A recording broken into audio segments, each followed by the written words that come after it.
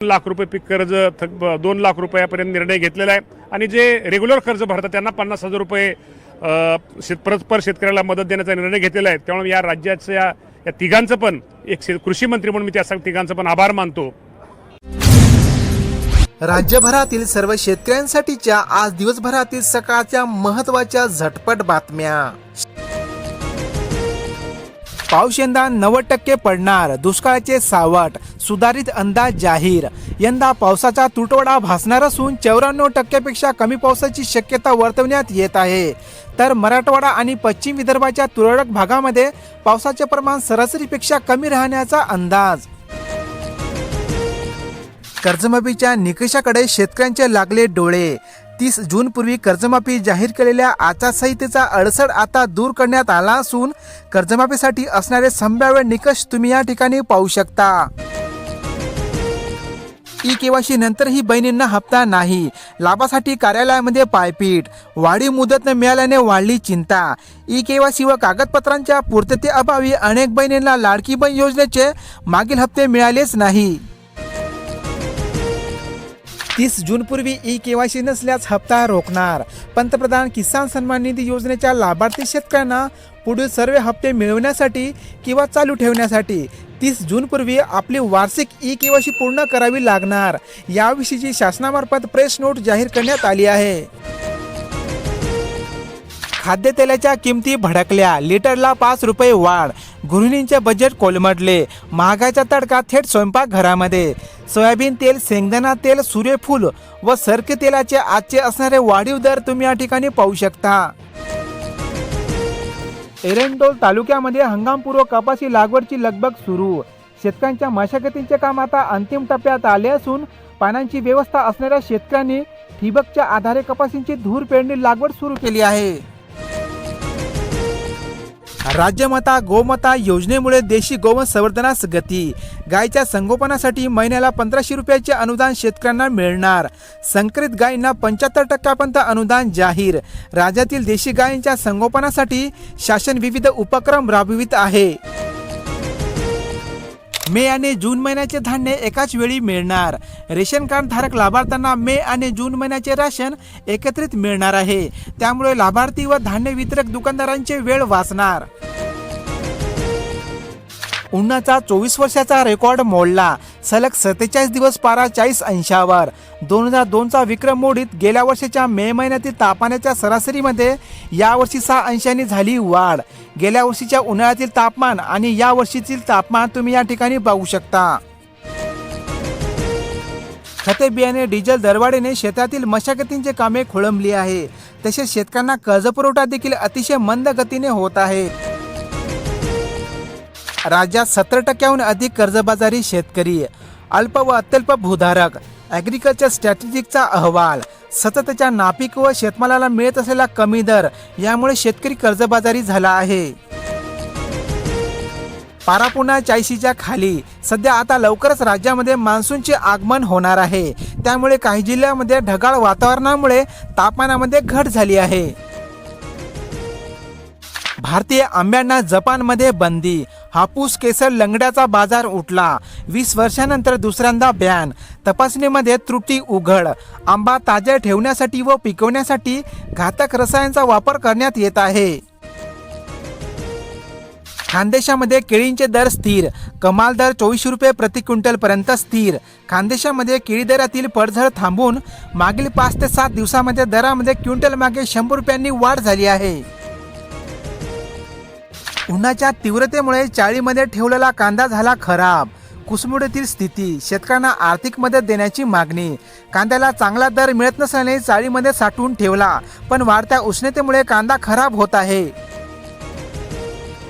Diesel दरवाढीने खरीप हंगामातील गणित बिघडण्याची शक्यता। आखाती देशातील वाहतुकीच्या मंदीचा फटका राज्यातील शेतकऱ्यांना बसला आहे। आता डिझेल संताई खरीपावर संकट। यंदा जिल्ह्यामध्ये सरासरीपेक्षा 8% कमी पाऊस पडणार। हवामान खात्याचा दीर्घावधीचा अंदाज। जूनमध्ये उष्णतेची लाटही ठरू शकते मोठी डोकेदुखी। तसेच यावर्षी एल निनोचेही संकट असल्याने शेतकरी हैराण। दूषित पाणी पुरवठ्याचा फटका, काविळीचे रुग्ण वाढले। उन्हाच्या तीव्र उष्णतेदरम्यान जिल्ह्यामध्ये कावीळसह टायफॉइड रुग्णांमध्ये वाढ होण्याची चित्र दिसून येत आहे. नागरिकांना काळजी घेण्याचे आवाहन. सोयाबीन बियाणे अनुदानासाठी अर्ज करा. खरीप हंगाम सन 2026-27 अंतर्गत राष्ट्रीय खाद्यतेल अभियान राबविण्यात येत आहे. लाभ घेण्यासाठी ऑनलाईन स्वरूपाचा करावा शेतकऱ्यांनी अर्ज. जनगणना मोहिमेमध्ये परिस्थिती हलाखीची सांगण्यासाठी नागरिकांची धडपड सुरू. सध्या देशामध्ये जनगणनेचा दुसरा टप्पा सुरू असून जनगणनेसाठी आलेल्या कर्मचाऱ्यांना नागरिक अधिक गरीब असल्याचे दाखवत आहे. 700 ब्रास माती विनामूल्य. वीटभट्टीसाठी 5 वर्षाचा परवाना. कुंभार व्यवसायाला नवसंजीवनी. रॉयल्टी शिवाय माती होणार उपलब्ध. 9 महिने माती उत्खनन तर 700 ब्रास आहे मर्यादा. वादळी वाऱ्याने शेतातील सोलार पॅनलचे नुकसान. अनेक भागातील वीज पुरवठा झाला आहे खंडित. नुकसानग्रस्तांना शासनाने तातडीने मदत देण्याची होत आहे शेतकऱ्यांची मागणी. मान्सून पूर्व पावसाच्या कामामध्ये बळीराजा व्यस्त. सध्या राज्यामध्ये आता मान्सून पावसाळा सुरू होणार असून शेतकऱ्यांकडून बी बियाणे खते घेण्यासाठी धावपळ सुरू आहे. पेट्रोल पंपावरील गर्दी ओसरली तरीही नो स्टॉकचे फलक. LPG सिलेंडरचाही पुरवठा झाला विस्कळीत. एकीकडे गॅस पुरवठा सुरळीत असल्याचे शासनाद्वारे सांगण्यात येत आहे तर दुसरीकडे सिलेंडर व गॅस मिळणे कठीण. हळदीच्या बियाण्याने गाठला उंचांग. चांगल्या बाजारभावाच्या आशेने लागवड क्षेत्रामध्ये यावर्षी 25% वाढीची आहे शक्यता. त्यामुळे हळद बियाण्यांच्या दरामध्ये मोठी वाढ झाली आहे. हिंगोली जिल्ह्यातील अपडेट. प्रशिक्षणही मिळणार मोफत. प्रशिक्षण पूर्ण करणाऱ्यांना ड्रोन पायलट लायसन्सही मिळणार. शेती कामासाठी ड्रोनचा वापर मोठ्या प्रमाणामध्ये समोर वाढणार आहे. हजारो शेतकरी हमीभावापासून वंचित. धान खरेदीबाबी उत्पादक शेतकरी संकटात सापडल्याने शेतकऱ्यांमध्ये संताप. 900 जणांकडून खरेदीच नाही. त्यामुळे व्यापाऱ्यांना धान कमी भावामध्ये विक्री करावी लागत आहे. नागपूर जिल्ह्यातील अपडेट. 25 दिवसानंतर बुकिंग. डिलिव्हरी 2 दिवसात का नाही? गृहिणींचा संतप्त सवाल. 6 नागरिकांच्या कुटुंबियामध्ये 25 दिवसाच्या आतच गॅस सिलेंडर संपतो. 1 जुलैपासून होणार कारवाई. तुम्ही बसवली का HSRP नंबर प्लेट? 3,84,000 वाहने प्रादेशिक परिवहन विभागाच्या रडारवर. होणार दंडात्मक कारवाई. 30 जूनच्या आधी सर्व जुन्या वाहनांना हाय सिक्युरिटी नंबर प्लेट लावणे महत्त्वाचे. 66,153 घरकुलावर सौर ऊर्जेची पेटणार मशाल. सरकारकडून ग्रामीण भागातील विशेष लक्ष. 1 किलोवॅटचे प्रत्येक युनिट. पंतप्रधान सूर्यघर योजनेअंतर्गत आपल्या घरावर सौर प्रकल्प बसवण्यासाठी अनुदान देण्यात येत आहे. इंधन दरवाढीने महागाईची लाट. घरगुती बजेट 2,500 वाढले. जगणे झाले कठीण. किराणा, भाजीपाला, शैक्षणिक साहित्य महागल्याने सर्वसामान्यांना बसणार अधिकचा खर्च. आंबा ठरतोय आरोग्यासाठी घातक. रसायनांचा होतोय वापर. अन्न औषधी प्रशासनाचे दुर्लक्ष. झटपट आंबा पिकवण्यासाठी होतोय घातक रसायनांचा वापर. त्यामुळे आरोग्याशी खेळ. युरियाचा काळा बाजार. कृषींचे अर्थपूर्ण पाठबळ. अनेक जिल्ह्यामध्ये शेतकऱ्यांना युरिया मिळणे कठीण झाले असून रासायनिक खतांच्या लिंकिंगमुळे शेतकरी हैराण. जिल्ह्यात मान्सूनपूर्व हवामान. तापमान घटले तरी आर्द्रतेमुळे पावसाचे संकेत. कोल्हापूर जिल्ह्यामध्ये पुढील काही दिवस ढगाळ वातावरण असल्यामुळे पाऊस पडण्याची शक्यता व्यक्त होत आहे. यंदाही शेतकऱ्यांचा भरोसा सोयाबीनवरच. खरीप क्षेत्र वाढणार. यावर्षी बाजारामध्ये कापूस, तूर व सोयाबीनला समाधानकारक दर मिळाल्याने शेतकऱ्यांमध्ये वातावरण. अंगणवाड्यांना 300 दिवसांचे बंधन. उन्हाळ्याची सुट्टी मिळणार कशी? जिल्ह्यामध्ये तापमानाचा पारा 40 पार. मोठी मुले घर आणि लहान बालके अंगणवाडीमध्ये कसे? अंगणवाड्याला सुट्टी देण्याची आहे गरज. व्हॉट्सअप ॲप, इन्स्टा व फेसबुकसाठी लागणार पैसे. मेटाची घोषणा. सोशल मीडिया वापरासाठी नवे सबस्क्रिप्शन प्लॅन लागू होणार. मात्र याबाबत भारतातील कंपनीबाबत अद्याप कोणतीही घोषणा नाही. अनेक जिल्ह्यामध्ये DAPचा तुटवडा भासणार. पर्यायी खते वापरा. कृषी विभागाचा शेतकऱ्यांना सल्ला. पेरणीनंतर मागणी वाढण्याचा अंदाज. तसेच यावर्षी युरियाची तीव्र टंचाई भासू शकते. कांद्याला कवडीमोल भाव. शेतकऱ्यांनी लिलाव केले ठप्प. अनुदान व निर्यात खुली करण्याची शेतकऱ्यांची मागणी. अन्यथा 2 जूनला रास्ता रोकोचा इशारा. पुणे जिल्ह्यातील अपडेट. इंधन दरवाढीचा जबर फटका, सर्वसामान्यांचे बजेट बिघडले. पेट्रोल 113 तर डिझेल 99 रुपयांच्या उंबरठ्यावर. महागाईने कष्टकरी शेतकरी हवालदिल. यावर्षीचा खरीप हंगाम येणार धोक्यात. कोथिंबीरच्या वाढत्या तेजीला अचानक ब्रेक. बाजारभाव कोसळल्याने शेतकरी वर्गामध्ये संताप. 6,500 रुपयावरून थेट भाव 1,800 रुपयापर्यंत. उत्पादन खर्चही निघणे कठीण. कागदाच्या नोटा बंद होणार. RBI कडून प्लास्टिकच्या नोटा चलनामध्ये आणण्याची तयारी सुरू. कागदी नोटा लवकरच खराब होत असल्याने त्याची विल्हेवाट लावण्यासाठी जास्त खर्च लागतो. अनेक जिल्ह्यांमध्ये सोयाबीनच्या दरात थोडीफार वाढ झाली आहे. राज्यातील विविध बाजार समितीमधील वाढलेले सोयाबीनचे आजचे ताजे दर तुम्ही या ठिकाणी बघू शकता. अनेक जिल्ह्यांमध्ये हंगामाच्या शेवटेसरती कापसाचे दर वाढले आहे. राज्यातील विविध बाजार समितीमधील असणारे आजचे कापसाचे वाढलेले दर तुम्ही या ठिकाणी बघू शकता.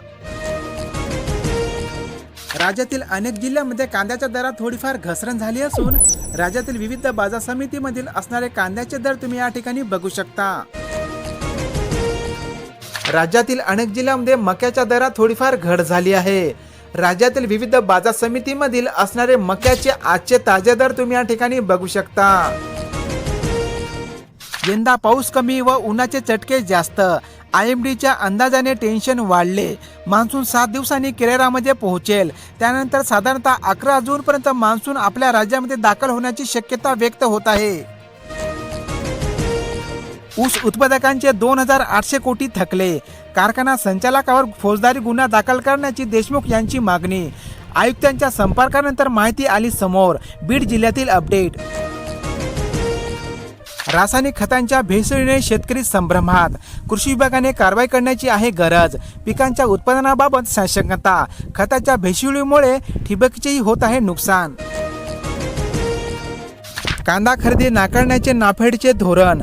2 दिवसामध्ये 11 ट्रॅक्टर माघारी पाठविले. शेतकऱ्यांमध्ये नाराजी. नाफेडने कांदा खरेदी नाकारला तर बाजारामध्ये दर मिळाला. लासलगाव येथील अपडेट. जनतेच्या खिशावरील भार वाढणार. औद्योगिक खर्चामुळे सामान्यांची चिंता आणखी वाढली. एप्रिल 2026 मधील कच्च्या मालाच्या किमतीमध्ये झालेली वाढ तुम्ही या ठिकाणी पाहू शकता.